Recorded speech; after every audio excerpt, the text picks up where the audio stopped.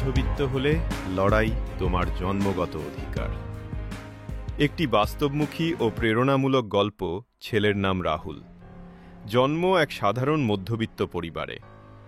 না, তার গল্পে কোনো সিনেমার নায়কের মতো চমক নেই, নেই কোনো অতিরিক্ত ড্রামা।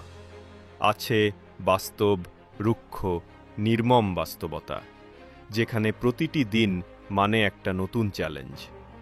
তার বাবা ছিলেন প্রাইভেট ফার্মে একজন জুনিয়র অ্যাকাউন্টেন্ট। মাস শেষে ২০ তারিখেই খরচের হিসেব মিলিয়ে নিতে হতো।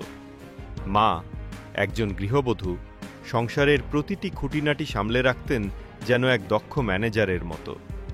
রাহুল শিখেছিল, জীবন মানে লড়াই। না চাইতেই পাওয়া এখানে নিয়ম নয়, ব্যতিক্রম। স্কুল জীবনেও সে ছিল মেধাবী, কিন্তু সুযোগ পেতে হলে শুধুমাত্র মেধা নয়, প্রমাণ করতে হতো নিজের মূল্য।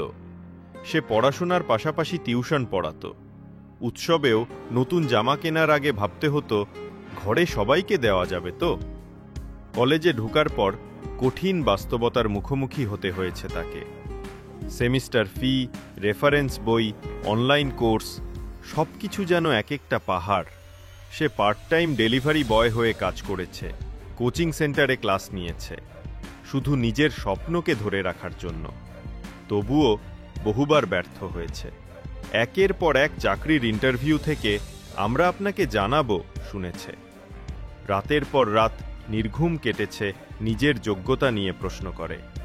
কিন্তু সে জানত, মধ্যবিত্ত মানে হালনা ছাড়া এক মানসিকতা। অবশেষে একটি স্টার্টআপে জুনিয়র এক্সিকিউটিভ হিসেবে কাজ শুরু করে রাহুল। প্রথম বেতনে বাবা মায়ের জন্য ছোট্ট একটা উপহার কেনে। সেদিন সে বুঝেছিল, ছোট জয়ও কতটা বড় অনুভূতি হতে পারে। বছরের পর বছর পরিশ্রম করে আজ সে নিজের একটি ছোট আইটি কোম্পানির মালিক। তার অফিসে অনেক তরুণ কাজ করেন, যাদের চোখে রাহুল নিজেই অনুপ্রেরণা। এই গল্পের মর্ম, মধ্যবিত্ত পরিবারে জন্ম নেওয়া কোনো দুর্বলতা নয়, এটাই আসল শক্তি।